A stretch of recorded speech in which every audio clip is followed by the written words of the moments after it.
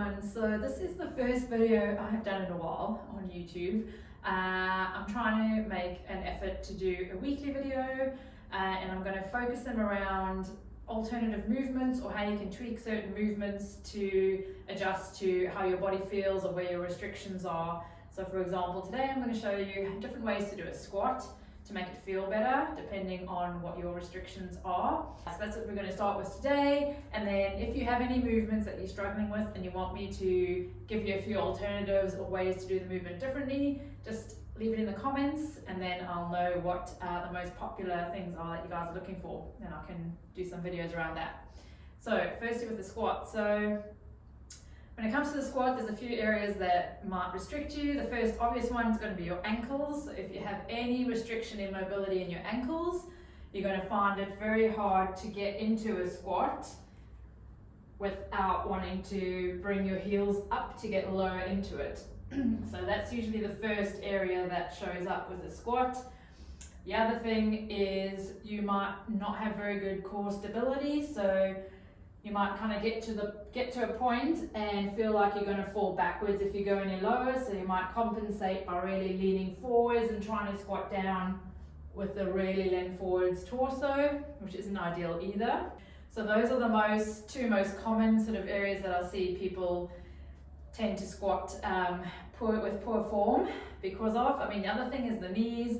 You know, if you have knee pain, then it's just a case of either squatting to a depth that you feel comfortable with your knees, or working on other movements that doesn't aggravate your knees, like deadlifts are a good alternative that can build up strength in the glutes and hamstrings and not sort of aggravate the knees. Today we're just going to focus on how we can get a better squat if you've got stiff ankles, or if you don't have very good core stability, or if you feel like you're going to fall backwards in a squat and you can't get good depth.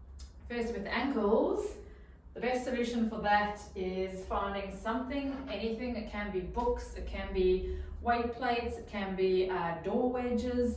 I literally bought this from a hardware store. It's basically like a wheelchair or wheelbarrow ramp for a doorway. So it cost me like, I don't know, 20 Aussie dollars from Bunnings. And this is a great option for squats. So place it down on the floor, and then you're just going to place your feet on the wedge. Now if you're using books, just make sure that they're the same height, and you just place your heels on the books. Get your feet into a good squatting position, so you always want your feet slightly turned out for a regular squat, and then make sure you're not off the edge of the wedge so it doesn't flick up backwards on you. So get your feet securely on there, and then all you're going to do is move into a squat, and you'll find you'll get a bit lower into it because the heels are raised and it'll feel more comfortable. So that's a good solution for ankles if you're finding that your squat's quite shallow. And over time, the more you practice this, you can slowly wean yourself off the wedge. So when that starts to feel really comfortable, you just bring your foot an inch or so forwards from the wedge, so you're not raised as much through the heels, and you'll squat like that for a while, and then eventually you should be able to go back to the floor and get a good squat without your heels wanting to come up. That's the idea. Of course, if you're a woman and you wear high heels or a lot of raised shoes, you're only feeding the problem by making that calf muscle and Achilles tendon much shorter, and it's not getting the lengthening that it needs. So if you are wearing heels and you want to get a deeper squat, you're probably going to have to sacrifice your heels a little bit. So that's definitely something that will help you get a better squat. And now with the squat as well, how you want to move into the squat is basically initiating at the hips. So the hips go back as if you're going to sit on a chair behind you. You get that movement first, and then you start to lower down, your knees start to come forwards, you're staying nice and tall through the torso, so that ideally your pelvis and back are in line and you're not kind of getting this rounding.